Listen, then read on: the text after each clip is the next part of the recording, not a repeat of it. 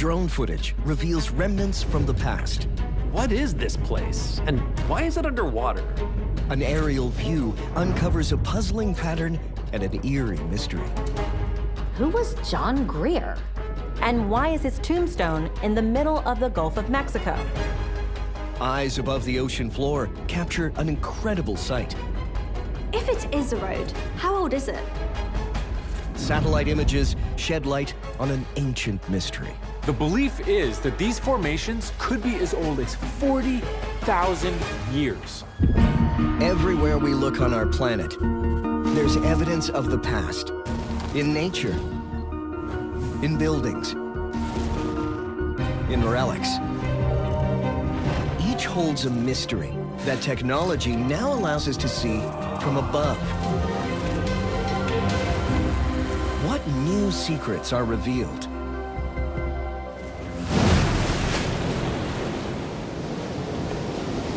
Water. It covers more than 70% of the Earth's surface. And yet we know more about the far reaches of space than we do about the depths of our own oceans. But the view from above is beginning to lift the veil on these hidden places and revealing new mysteries. Just off the coast of Italy, in the Gulf of Naples, a view from above the blue waters reveals something incredible. Could a closer look yield clues? Just below the water's surface, a clearer picture begins to emerge.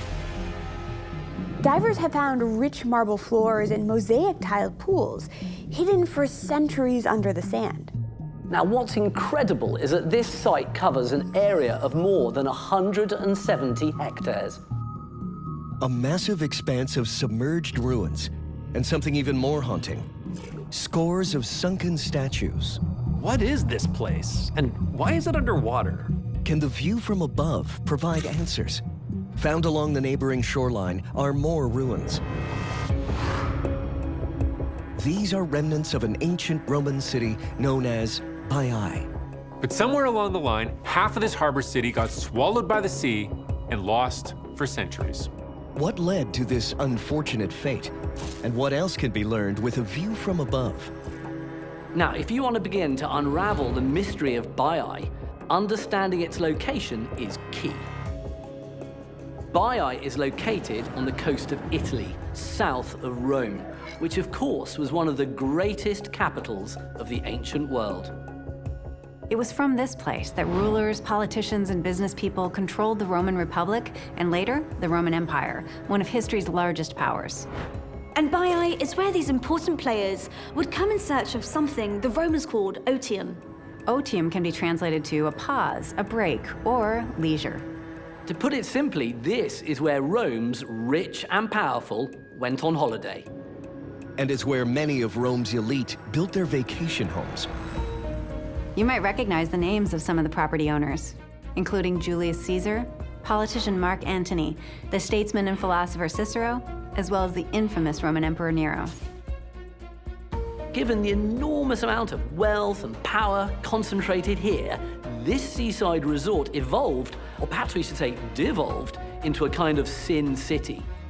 The writer and philosopher Seneca the Younger once described Baiae as a vortex of luxury and harbor of vice. The story of Baiae does have parallels to the legend of Atlantis. The Greek philosopher Plato famously wrote about a great civilization that sank beneath the sea. And while his tale of Atlantis is understood to be a myth, the similarities are uncanny. Plato's moralistic tale talks about this advanced society that becomes morally bankrupt, with its people devolving into immoral pursuits. And as Plato explains, this behavior angers the gods. It does not go down well with them, and so they send down a punishment in a terrible night of fire and earthquakes, and a punishment that caused Atlantis to sink forever beneath the waves. What was it that seems to have caused Baiae to suffer a similar fate? Once again, could the view from above open a window to the past? This is known as the Imperial Villa, and over the years was used by several Roman emperors. Perhaps it's because of its place high on a hill that this imperial villa is one of the few that seems to have avoided Baiae's unfortunate fate. This place was built way back in the 1st century BCE. And if you think home theaters are impressive today, this place included a Greek-style theater that could host 1,400 or so of your closest friends. The estate would have also included magnificent water features and marble statues, not unlike the statues found within the bay below. As researchers continue to discover the scope and scale of these impressive villas and seaside mansions, one question remains. Why are they all underwater? What more can the view from above teach us? The area was renowned for its natural beauty and panoramic views of the coast, but there was another important draw. On the shores, high over the sunken ruins, and in a part of Baiai that was spared disaster, the view from above reveals an important piece to this puzzle. This massive concrete dome is known as the Temple of Mercury. It measures over 70 feet in diameter, and when it was built, it was the largest dome of its kind, predating the Pantheon in Rome. For its time, this design would have been seriously state-of-the-art. But while the dome's cutting-edge architecture speaks to Baiai's importance, for centuries, its function was misunderstood. Early archaeologists first identified it as a temple dedicated to Mercury, the Roman god of finance and commerce. And nearby, they found 2 other domes that they called the Temple of Diana and the Temple of Venus. Now, for years, it was believed that these domes must have been important Roman temples, but that was wrong. Eventually, it was discovered that these buildings were actually enclosures for pools. These weren't temples at all. They were Roman baths, and they were part of a much larger spa complex. But why build it all here? Because they were able to exploit a particular local resource. That's because this entire area is rich with geothermal hot springs. The engineers that built these spas managed to harness the region's geology to provide the hot water and steam they needed for the spa's luxurious baths and saunas. But often, when you've got places like this, full of hydrothermal activity, there's a catch, and that's volcanic activity. And that is definitely the case here. In fact, this is one of the most seismically active places on the planet. In fact, Baiai is surrounded by several volcanoes, and one of them is notoriously destructive. About 30 kilometers from the ancient spa town sleeps the powerful and deadly volcano of Mount Vesuvius. In the year 79, when the people of Baiai were likely to be partying hard, you have Mount Vesuvius erupting with little to no warning. And this violent volcanic eruption buried several nearby cities, including Herculaneum, Atlantis, Stabiae, and Pompeii. Pompeii, of course, is the most famous of these, in part because of those ghostly casts that preserve the forms of its many victims. Could these haunting scenes somehow relate to the underwater spectacle found in Baiai, an area of ruins 3 times the size of those at Pompeii? Despite its proximity to Mount Vesuvius, Baiai was luckily spared from its destruction. But there was another danger lurking from beneath. A danger hiding in plain sight, now visible with a view from above. The town was built on top of something called the Phlegraean Fields, which, at first glance, doesn't look like much. But for kilometers underground and under the water, this field is festering with steam and pools of boiling mud.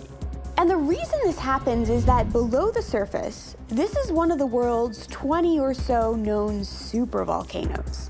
If, and frankly when, this volcano erupts, it would likely be of a volume thousands of times more powerful than a regular volcano. We are potentially talking about an explosion of hundreds of cubic kilometers of material. It would be so big that it would make the eruption that destroyed Pompeii look minuscule. With a conical-shaped volcano like Mount Vesuvius, the eruption is pretty much always gonna spout from the peak. But with these Phlegraean fields, the eruptions are random. They can come from pretty much anywhere. Thankfully, the supervolcano hasn't had a major eruption in centuries, and so isn't the reason parts of Baiai are underwater. If a massive eruption didn't lead to the sinking of this Roman vacation spot, what did? A disaster did strike Baiae, and it has to do with seismic activity. But unlike the destruction at Pompeii, it happened relatively slowly, over hundreds of years. It's a phenomenon known as Brady-Siasm, and it's what's caused half of this beautiful city to find itself underwater. Sometime in the 3rd or 4th century, underground magma chambers started to empty, and over time, that made the ground above them sink. But this sinking process seems to be reversing. When the magma chambers empty, the Earth's crust slowly falls. That's called negative Brady-Siasm. And when they fill up, causing the Earth to slowly rise, that's positive Brady-Siasm. And it appears that that's what's happening now, albeit slowly. The gradual refilling of these chambers has so far brought the submerged ruins back towards the surface by something like 6 feet. Now, it may not happen in our lifetime, but one day that once great city of Baiae might just return to the surface. In the Gulf of Mexico, nearly 200 kilometers off the coast of Florida, is a small group of sandy islands. It's an area steeped in history and shrouded in mystery. This is Dry Tortugas National Park. These keys were discovered in the early 16th century by Spanish explorer Ponce de Leon. After finding the islands brimming with wildlife, he named them Las Islas de Tortugas, or the Islands of Turtles.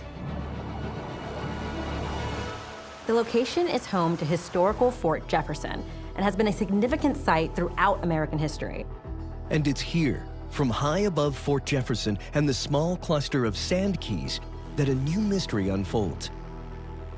In 2016, while flying over Dry Tortugas, a park employee catches a glimpse of something strange just below the surface of the sea. I was looking at the water, and so while we were passing over close to the fort, I happened to spot a pattern in the water. And then I see a series of dots, and the dots were very geometrically shaped, almost like a square. And as an archaeologist, I've always been taught to pay attention to patterns in nature. Oftentimes, it's worth another look. What is this square pattern in the water? It definitely doesn't appear to be a natural formation. How long has it been sitting here? And how many people have flown over this same spot and missed it? Now, it's not every day that you look out from an aeroplane and you discover an entire mystery. But it wouldn't be the first time that secrets have been revealed in the depths of these waters. Dry Tortugas sits in the middle of an area rich in maritime history, and it's a known hotspot for historic shipwrecks and even lost treasure. Ever since the Spanish landed here in the 1500s, the area has been a major shipping channel. But Dry Tortugas sits in the middle of a fairly shallow water, full of coral and rocks. So, hundreds of years ago, when you factor in stormy weather, strong currents, and a lack of reliable maps and navigational systems, this often proved to be disastrous. To put it simply, this place is a ship trap. Dry Tortugas and the surrounding area is littered with sunken vessels. Since the 16th century, there have been more than 250 documented shipwrecks, including one of the worst maritime catastrophes in history. In the 1620s, a fleet of Spanish ships loaded with treasure left from Havana, Cuba, heading back to Spain, when they were hit by a powerful hurricane. 7 ships were sunk in the storm, and hundreds of people were lost, along with the massive cargo containing gold, silver, and some of the finest emeralds in the world. The Spanish were able to retrieve some of the lost treasure. But one vessel, the Nuestra Señora de Atocha, was lost for over 300 years. But in the 1980s, it was discovered by a treasure hunter named Mel Fisher. Now, he managed to find remains of the shipwreck, along with what's been called the Atocha Motherlode. Now, that is a cache valued at a whopping $450 million. Even still, it's estimated that Fisher only found about half of the sunken treasure. So, much of it may still be out there. Could this strange pattern, seen from above, be the sign of a lost shipwreck, even underwater treasure? Or could it be something else altogether? This is exactly what Josh Moreno was determined to discover when he set out with a dive team to get a closer look. The first thing that we actually found was a single post in the ground. And then we found another one and another one. The mysterious underwater posts were clearly what created the square pattern seen from above. I honestly expected it to be the remains of a lighthouse, some kind of tower that was constructed on the water to warn mariners away from shallow areas. But during their survey, the team discovers something else, covered in weeds and sediment, a large stone slab. The stone was greywacke, a type of dark sandstone. Now, greywacke is a material that was used in the construction of Fort Jefferson, primarily as flooring. So I'm wondering, could this somehow be related to that? Far from lost treasure, are the submerged posts and stone nothing more than scrap material from the fort's construction? But a closer look revealed something surprising. The stone had something inscribed onto its surface, a name, John Grier. And it actually had a date of death, and it was November 5th, 1861. What the team had found was a gravestone. Initially, discovering the gravestone, I think everybody was just in a state of shock. We really did not expect to find anything like that. What began as a discovery from above quickly led to an eerie mystery down below. Who was John Grier? And why is his tombstone in the middle of the Gulf of Mexico? Is it possible that nearby Fort Jefferson holds a key? Fort Jefferson is a massive coastal fortress, and it's built right on top of one of the sand keys at Dry Tortugas. The fort covers approximately 10 acres and is made up of more than 16 million bricks. It was built to last, and for good reason. Florida was primarily ruled by Spain from the 16th to 19th centuries, and it was only acquired by the United States in 1819. Planning for fortification began almost immediately after the Americans obtained control of the area. This location was considered an important strategic point for controlling the Straits of Florida and the Gulf of Mexico.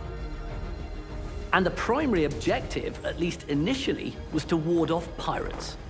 You have, for hundreds of years, pirates and mercenary ships roaming the area, attacking merchant vessels all along the coast of Florida. So, in the 1840s, the Americans got to work on building Fort Jefferson. But in the early 1860s, we see the start of the American Civil War. And of course, the Union in the North does not want the fort to fall into the hands of the rebels in the South. So they sent men down not only to protect Fort Jefferson, but also to work to bolster its security and improve its defenses. Now, over the course of the Civil War, Fort Jefferson was also used as a military prison. In fact, by the end of the war, there were more prisoners living there than soldiers. And the surrounding islands were used to accommodate military personnel, workers, their families, and enslaved people, among others. So these small sandy keys were becoming increasingly populated. Was John Grier among those who made up the growing population at Dry Tortugas? We had a name, and we had something to go to and actually go back into the archives and research more. And so John Grier was labeled as a, quote, white laborer on payroll records at the time, and he was employed primarily as a carpenter, basically working to build the fort. But how did John Grier die? And why is his gravestone underwater? Is it possible that his death had something to do with a known killer on the islands? You have outbreaks of yellow fever hitting the United States several times during the 18th and 19th centuries. Yellow fever is a mosquito-borne disease that was brought over from the Caribbean via ships. And it caused absolute panic in the United States, not to mention 100 to 150,000 deaths. As the number of people at Fort Jefferson grew, so did the risk of spreading and contracting this deadly disease. Outbreaks at Fort Jefferson killed scores of people throughout the 1860s and 1870s. To deal with this problem, some of the other islands in Dry Tortugas were used to build makeshift quarantine hospitals. This was good thinking. Isolating the sick on other islands likely saved hundreds of others from dying. Is it possible that John Greer was an unfortunate casualty of this deadly outbreak? We did suspect that maybe he's a yellow fever victim, but we have not been able to find any record of him in the hospital. The very last record of him at Dry Tortugas was actually a record where he did not pick up his last paycheck, and that was November 1st of 1861. Maybe he died in a more violent manner, maybe a worksite accident, but until we do additional research, we may not know exactly how Mr. Greer passed.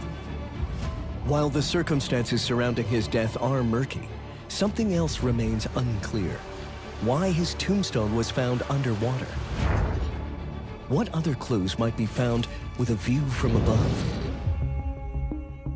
When you take a look at Dry Tortugas today, it's made up of 6 or so islands. But this wasn't always the case. When Ponce de Leon first arrived here in the 1500s, there were actually 11 islands. These are very dynamic, very mobile sand islands that move almost constantly. And in fact, the only reason that some of the islands are still in place is because of the structures that were built on top of them. The sand keys of Dry Tortugas are constantly changing in size and shape, and the number of distinct land masses continually varies. These changes are caused, in part, by the effects of climate change, as well as major storm events and hurricanes. And over time, some of these sand keys have eroded to a point where they've disappeared beneath the waves. Could this submerged archaeological site, with its strange pattern of posts and mysterious tombstone, be the location of a former island?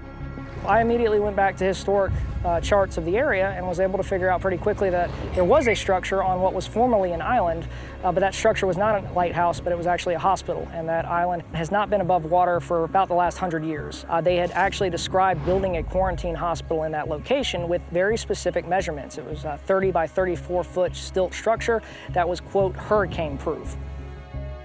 With this historical information in hand, the research team could reference satellite imagery from Google Earth and measure the pattern of posts. And sure enough, they measured about 9 by 10 meters, the same dimension as the former hospital building. So this island was one of the ones that they utilized to try to pull sick individuals away from the fortification and prevent them from infecting one of the 2,000 other individuals either garrisoned or imprisoned within the fort. And the archives turned up other documentation from the Keys, including photographs from the island, showing that at one time, this was one of Fort Jefferson's cemeteries and home to dozens of graves. And now that we have been able to do some more background research, we've been able to determine that there's more than 70 people in the water at that location. And so for me, personally, it scores pretty high in my career. I don't think I'll be able to beat this easily. It's a bit eerie to think about this 19th century cemetery hidden underwater, that dozens more grave sites are likely resting here, waiting to be discovered. It amazes me that, had the pattern of posts not been seen from above, the memory of this former island hospital and the people interred here may have been completely lost to time. With its history of shipwrecks and naval disasters, this area sadly made a watery grave for hundreds of people. And ironically, even those who were once buried here on dry land have ultimately had their final resting places reclaimed by the surrounding sea. In a remote pocket of the North Pacific Ocean, not far from the Hawaiian Islands, and more than a kilometer below the surface, spotlights from a remotely operated vehicle illuminate something truly bizarre. What on earth is that? Is that a yellow brick road? Are Dorothy and Toto about to show up at the bottom of the ocean? Aboard the mothership at the surface, scientists watching a live feed are just as astounded. But I had a picture. Wow, look at that. What is that? The yellow brick road? This is yellow brick road. This peculiar pathway was discovered in 2022 in the Papahana-Mokuakea Marine National Monument. Say that 3 times fast. What it is one of the largest protected conservation areas in the world. It covers roughly 1.5 million square kilometers of the bottom of the Pacific Ocean. That is about the same size as the state of Alaska. It's big. It's home to the most beautiful and bizarre creatures like gulper eels and anglerfish. There are stunning corals and strange rock formations. And this mysterious yellow brick road. It was discovered by researchers with the Nautilus Exploration Program, which is this amazing initiative to survey, map, and study the ocean. For more than 10 years, scientists have been exploring different areas. And my favorite part of all this is that most of the time, when they send a remotely operated vehicle down there on a mission, they live stream it, so anyone in the world can get in on the adventure. We know so little about the ocean, despite the fact that it really is the lifeblood of our planet. Some of the things they found are beautiful, and some of them are downright strange. Here's a perfect example of strange: a yellow brick road. The road is located at the top of a seamount, which is a fancy word for an underwater mountain. Now, when video of it was posted online, it caused quite a frenzy. Lots of comments about it being the lost road to Atlantis, a path to sunken treasure and extreme riches. I can tell you this, no treasure was found nearby, but maybe it's an archaeological treasure. Could this yellow brick road be evidence of human engineering hidden beneath the ocean for years? Perhaps a clue can be found in the Caribbean Sea, just off the coast of southeastern Jamaica, where divers capture underwater footage of a site that looks eerily familiar. This also looks a lot like our yellow brick road. If it is a road, how old is it? The site lies just offshore, near a small Jamaican fishing village called Port Royal. While Port Royal is a sleepy fishing town now, it was once a bustling port and trading post, and a very important one. In the 1600s, Port Royal was a major economic hub, controlled by the English. But one day, in 1692, this booming trade hub came crashing down, literally. A powerful earthquake sent 3 massive shocks through the town, followed by an enormous tsunami. It only took a few minutes, but when it was over, most of the town had been consumed by the sea. It's estimated that the event killed 5,000 people. 2,000 perished instantly, and the rest died soon after from related injuries and illness. Over 30 acres of the original 51-acre town sank under the waves, some parts as deep as 35 feet, and they're still here, under the water. The remains of a once bustling trade port hidden below the surface for over 3 centuries. Could a similar disaster have led to this underwater mystery? This yellow brick road differs from the underwater ruins at Port Royal in a couple of significant ways. First, it's more than 80 times deeper, and it's smack dab in the middle of the ocean. This isn't a road that ever existed on land. It's gotta be something else. If this yellow brick road wasn't part of an earlier human settlement, is it possibly a natural formation? And if so, how was it made? Is Mother Nature capable of creating geometric shapes like these bricks? Absolutely. When you look closely, you start to notice it everywhere. Sometimes these geometric formations are incredibly small, and other times you find patterns that are unbelievably large. Like on the island of Tasmania, where the view from above reveals rectangular formations that look strikingly similar to the yellow brick road. This patterned slab of rock is located in Pirates Bay on the Tasman Peninsula. In the 1800s, the Tasman Peninsula was best known as a penal colony, housing hardened criminals. Now, it is a nature lover's paradise. One of the big draws for outdoor enthusiasts and photographers is the tessellated pavement in Pirates Cove. This tessellated pavement began to take shape millions of years ago, when a flat slab of siltstone was fractured due to movements in the earth. As salty seawater poured over the rock, it seeped into the cracks. When the tide went out, the water evaporated and salt crystals formed. Those growing crystals exerted pressure on the rock, causing it to flake away, leading to the exaggerated brick-like appearance we see today. This amazing natural feature is the result of time, pressure, salt, and erosion. So could those same elements be at play with the yellow brick road? Given that it's in the middle of the ocean and over 1,000 meters below the surface, it's more than likely a natural formation. Perhaps a view above the nearby Hawaiian Islands will offer answers. Specifically, over the southeastern shore of Hawaii Island, home to Kilauea. Kilauea is one of the world's most active volcanoes. It's been rumbling and erupting almost constantly for 40 years. Its last really big eruption event was in 2018. Lava was spewing 50 meters in the air, roads were swallowed, and more than 700 homes were destroyed. Lava is a formidable force, but there's one thing powerful enough to stop it in its fiery tracks: water. When lava and water collide, there are often explosions and giant clouds of steam.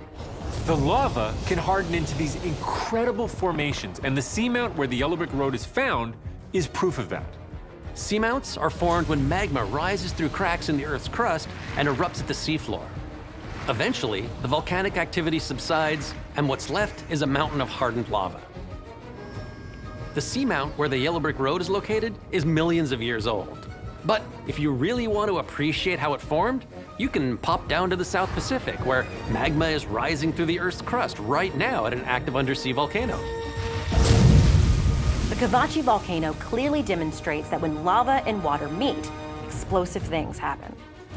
This is one of the most active undersea volcanoes in the world. The first recorded eruption was in 1939, and there have been nearly 40 eruptions since. Sometimes you can see volcanic steam and ash blast through the surface of the water. Other times, scientists know it's erupting by looking at satellite images that show discoloration in the water.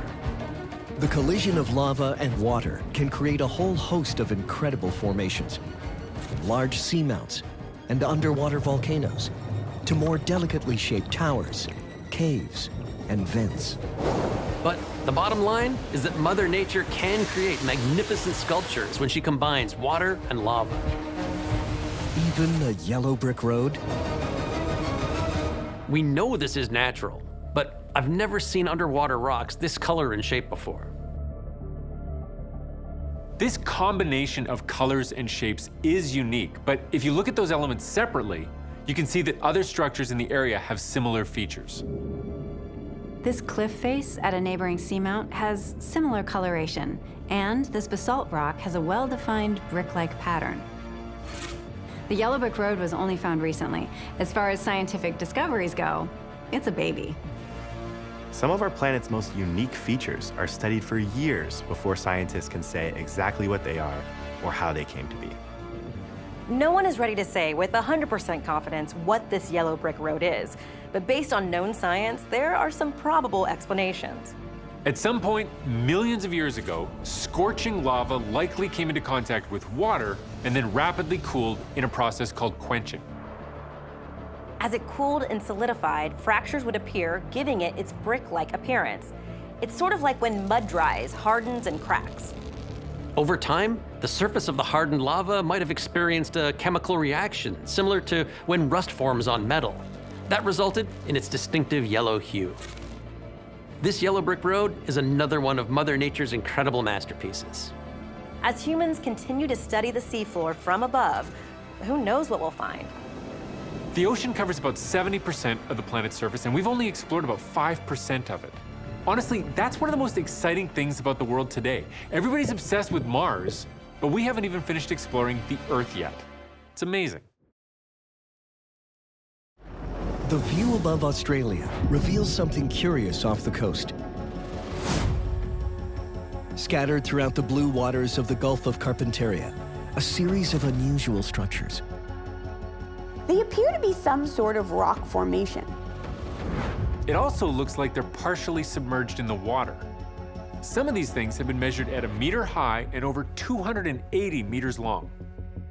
In all, over 300 of these formations have been discovered along Australia's shores. And as the view from above reveals, they don't seem to be limited to the country's coastlines. 600 kilometers inland from Sydney, in New South Wales, satellite imagery reveals similar shapes, this time found within a river known as the Barwon. At this site, the shapes seem to stretch and snake along the riverbed for about half a kilometer. With a closer look, via drone, the shapes appear to be made from thousands of stones. Now, the assumption would be that these things, whatever they are the work of people. But as we know, nature is also very capable of creating very sophisticated shapes and patterns. Take, for example, another mysterious phenomenon found in Burnt Cape, Newfoundland, Canada. These have been called frost polygons, and they're made from thousands of piled up stones forming these geometric shapes. The reason they're called frost polygons is because they're found in northern or Arctic areas of permafrost. Similar kinds of patterned ground can be found in parts of Iceland, as well as Norway's Svalbard archipelago. But they almost look too perfect to be natural formations.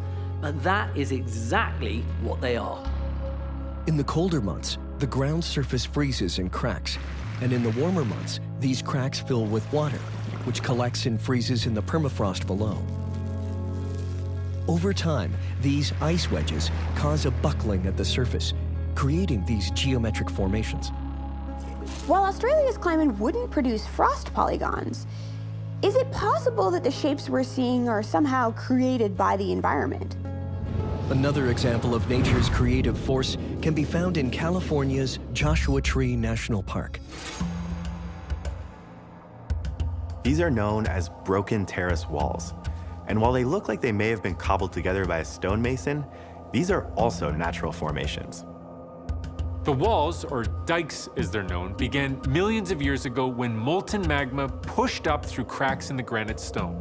And when it hardens, this molten rock is much tougher than the granite surrounding it. So over time, when the rest of the bedrock in the area gets eroded away, these strips of tough rock are all that's left behind.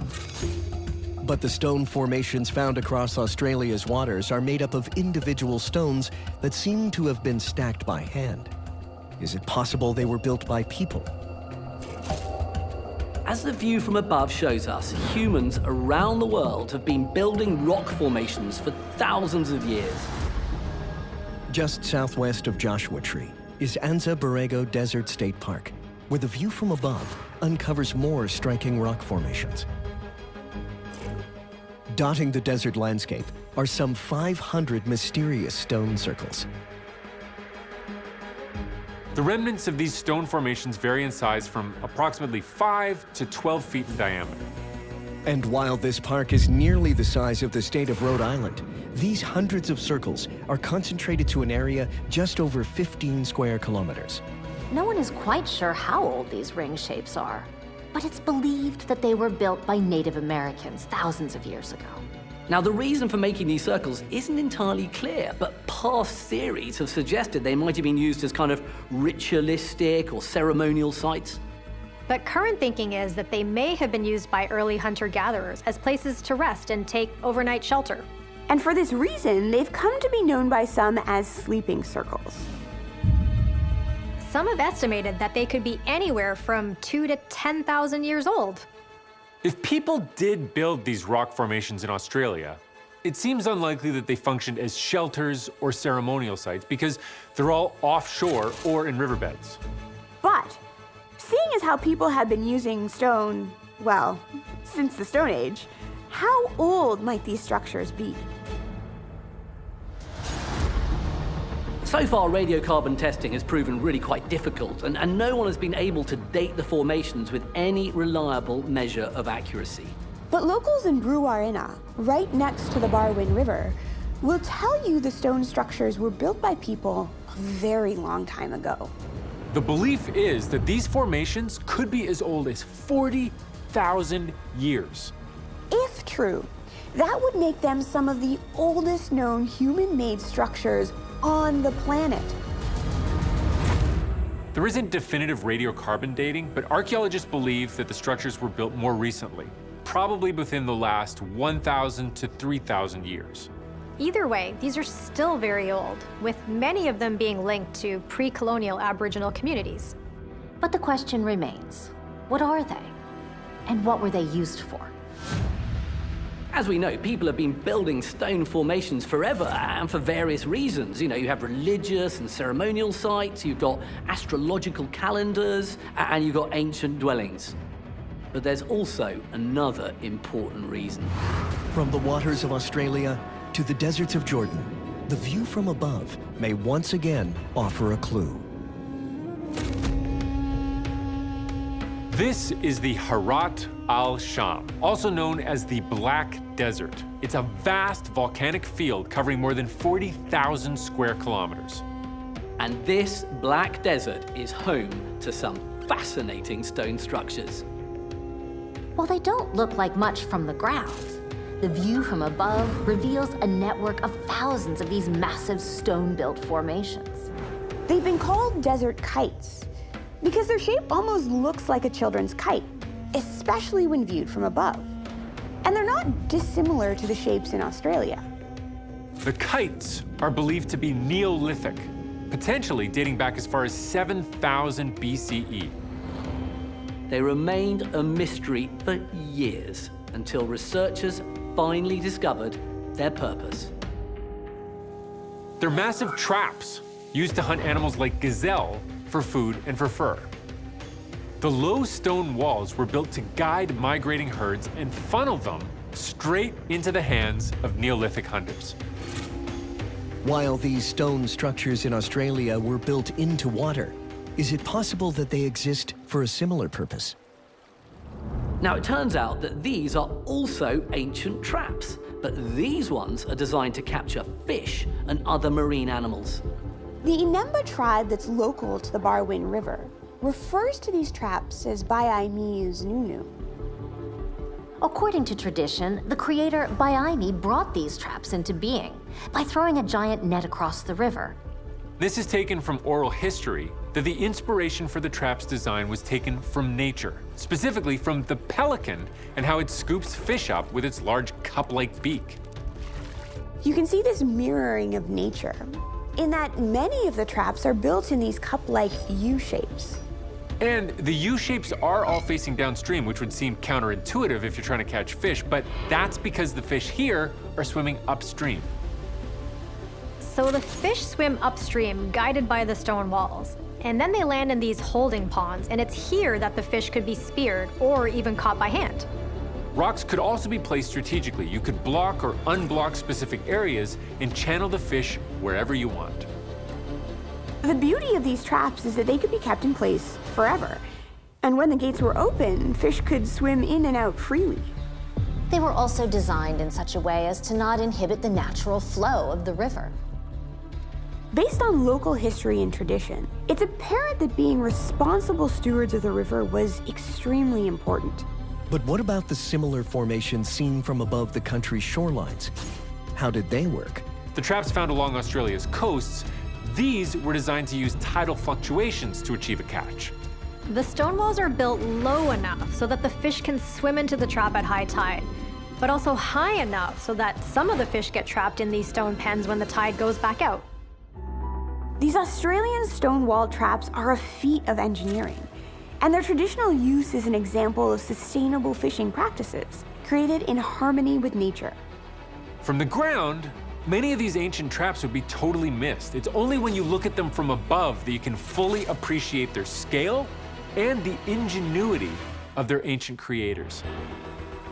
From sprawling stone fish traps in Australian waters to a yellow brick road on the ocean floor, an underwater cemetery, and luxurious Roman ruins kept hidden beneath the waves. All hold keys to the past, mysteries uncovered with a view from above.